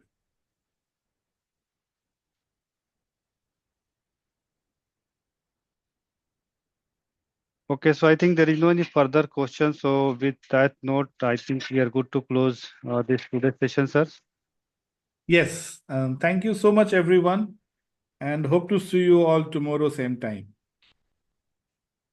There is one more question. We can take the last questions. I think there is some questions What would from. be the path if I need to take to become a data analyst? Okay, so we do provide data analyst course. I think the team can give you more feedback. The path here is that you need to be good with Python. Python is the starting point. Then you need to be good with SQL. Okay, advanced Python is where we talk about pandas and how to play with data from like various sources. You need to know statistics as well. Okay, the basic inferential statistics and descriptive statistics, and then you need to be able to visualize the data. Correct. So visualization tool, maybe one more Tableau would be good enough. So yeah, so Python, basic and advanced. Advanced from the data analyst perspective, SQL, statistics, and either Power BI or Tableau. One of the tools should be good enough. So these four things need to take Alex. Alexis, sorry.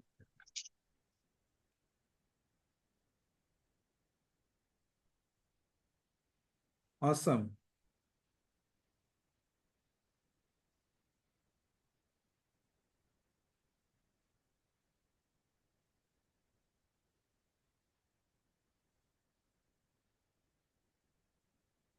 Okay, so I think thank you everyone for joining today's sessions. Again, tomorrow we'll connect at the same time on the same link. And yep, so we'll share the feedback form in a WhatsApp community group. Please fill that form. You're welcome.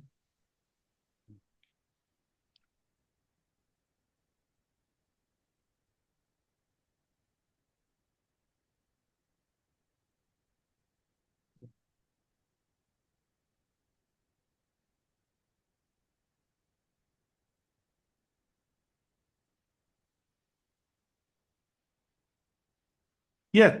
Yeah, Bye, we everyone. can. Yeah, take care. Thank you. Bye.